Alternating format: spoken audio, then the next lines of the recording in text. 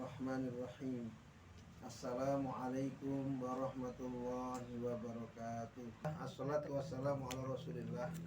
Asyhadu an la ilaha illallah wahdahu la syarikalah wa asyhadu anna muhammadan abdu wa rasuluh.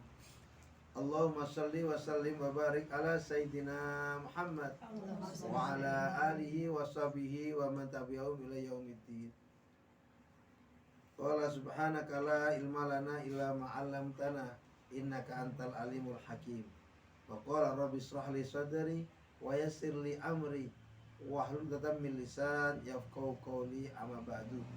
Hadratul muhtaramin, para sepuh bini sepuh ingkang kawula hormati, ketua jamaah Nurut Taqwa serta pengurus, wabil khusus Sohibul Bait, Sohibul Hajah, Ibu Thayyib sekeluarga, dan juga para jamaah rahimakumullah. Alhamdulillah, sekiranya pantas senantiasa kita bersyukur di setiap kesempatan dan keadaan.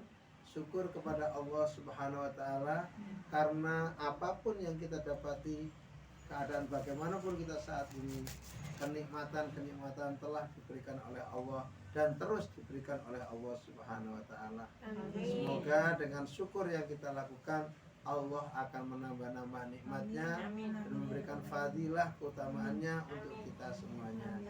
Sedikit perlu kami sampaikan nuansanya niki di penghujung tasrik hari ini.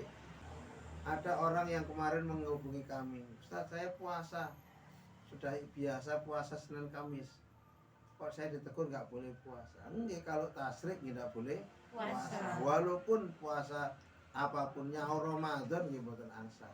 Ya, tasriknya itu mulai kemarin Senin, Selasa sampai Rabu ini. Kalau kita lebarannya hari Ahad kemarin. Karena ini seiring dengan momentum Idul Adha. Apa sih fadilahnya? Apa sih sejarahnya? Bagaimana sih itu?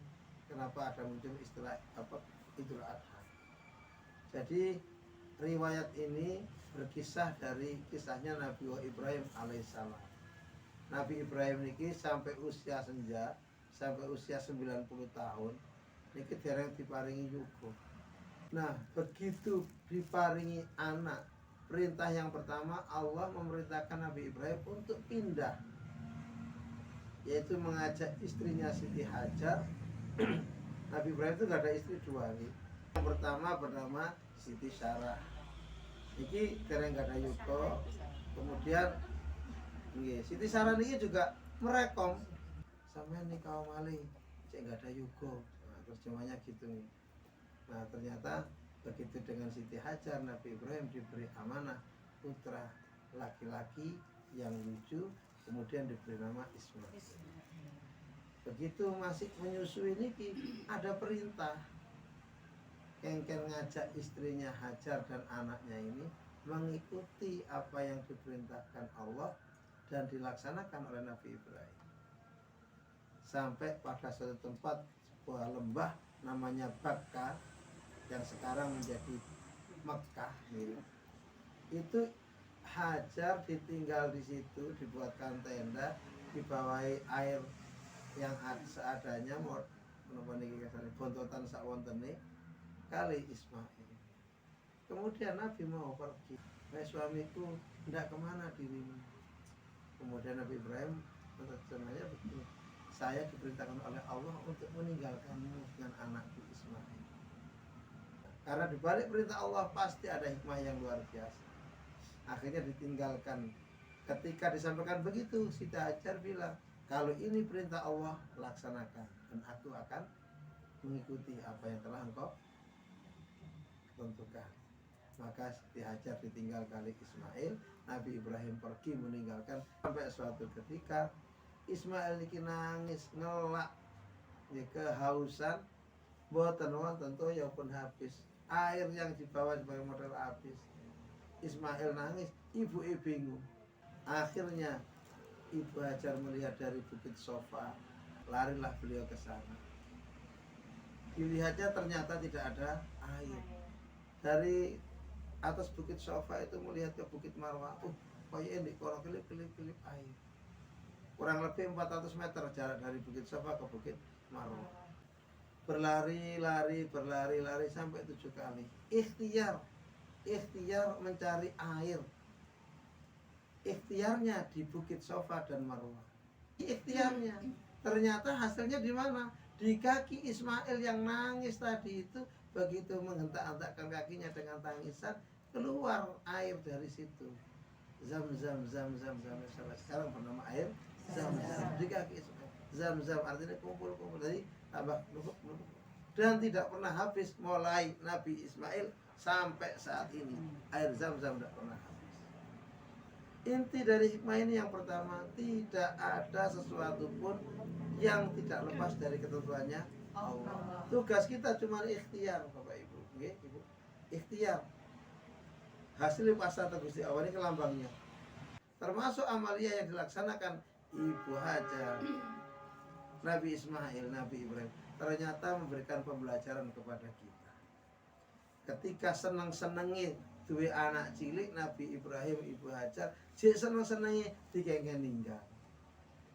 Mulai bayi nih tinggal sampai umur 9 tahun, kurang lebih 10 tahun, baru datang kembali Nabi Ibrahim. Nemui lagi, nemui cekait kangen-kangen nih, wonten kabar malih, kengken beleh. Duh, kengken beleh. Tapi karena perintah Allah, Nabi Ibrahim mengutamakan sudah kengken beleh. Tapi gak serta-merta dibeleh mboten. Nah niki wasawirhum tasik musyawarah. Ismail dicara bukane, aku berulang kali diimpeni, ngimpi diperintahkan Allah untuk menyembelih kamu. Niki sing dijak ngomong Ismail, hasil didikan Nabi Ibrahim, orang tuanya yang hanif, orang tuanya yang bagus, nyampaikan ke anaknya yang jujur, yang tertib, yang taat pada orang tua. Maka jawaban Ismail, wahai ayah, jika itu perintah Allah, segerakan, laksanakan. Makanya mau berangkat, nonton cobaan pertama, nyuwun sewu. Sing dicoba pertama Nabi Ibrahim, lewat wong tuwa niku setan nggih, nyuruh wong tuwa. Biyen kepingin anak, wis duwe anak kate mbok pateni. Kok mentolo awakmu? Nah, karena Nabi Ibrahim tahu niku iblis, iki dilempar batu nggih. Akhirnya pergi ngandani Ismail, oh niku sik seneng-senengi, dulin kurang adoh, kurang rekreasi, mungkin coba gitu ya. Kurang piknik. Nah, kurang piknik. Lah kok gelem dibeleh bapakmu? Dilempar sama Ismail. Melayu nang gini Ibu Hajar dikandani sampean biyen meteng soro, terus nglairno, ngopeni koyo ngono percaya. Lah kok dijano kan dibeleh bapake. Dilempar sama Deh, seperti itu sampai ada istilahnya melempar jumroh, melempar batu untuk melempar setan yang mengganggu. Niku isyarohnya, lambangnya. Ada sa'i, yaitu yang lari-lari tadi.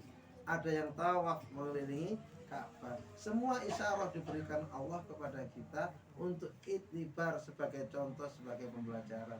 Hakikatnya hidup kita nyuwun sewu selama 7 hari dari situ ke situ saja. Hidup adalah tahu.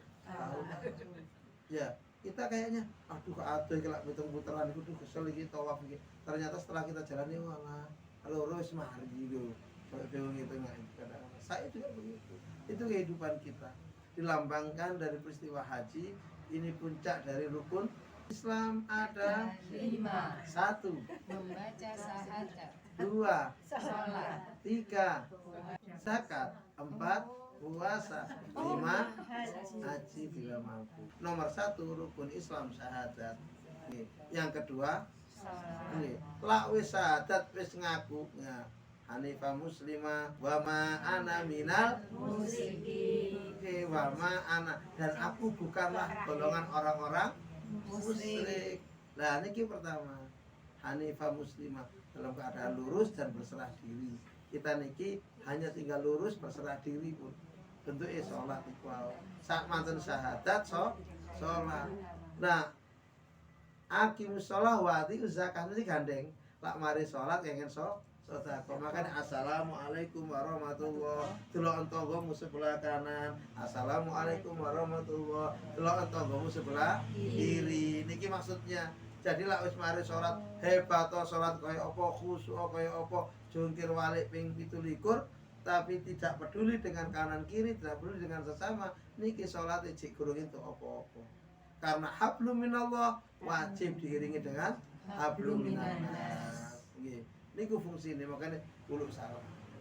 Ini fungsinya. Kalau sudah sholat, kengken apa Bu? Yang ketiga zakat atau sedekah.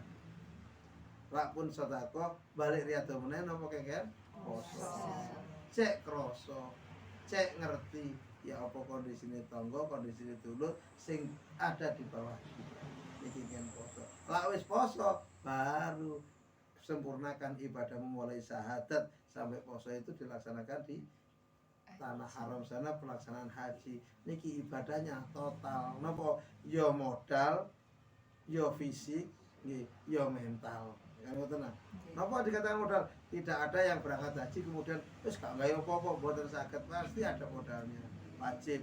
Ya fisik karena memang ibadah haji itu nilainya fisik. Mantu niat langsung wukuf di Arafah. Padang ngentang-ngentang puanas begini Jabal Nur niku, Jabal Rahman niku wukuf di Arafah. Enteni teng riku, fisik menawa. Nggih. Ya mental, napa? Ketemu wong macam-macam. Maka ibadah haji dikatakan manis tatoa bagi orang yang mampu.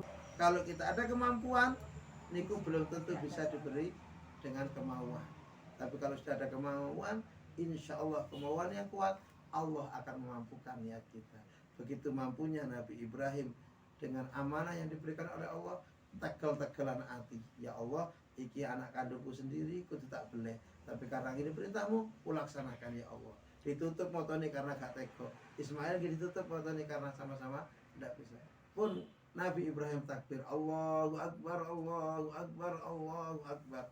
Nabi Ibrahim takbir, Nabi Ismail jawab, La ilaha illallah wallahu akbar.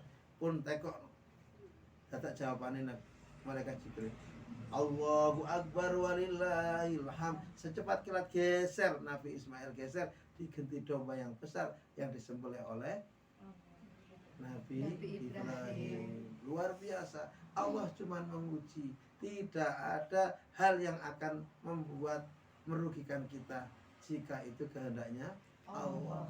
Ternyata ya dibuktikan Nabi Ismail tidak buatan meninggal, diganti domba yang sangat besar dan diberikan pembelajaran yang berharga untuk kita semuanya.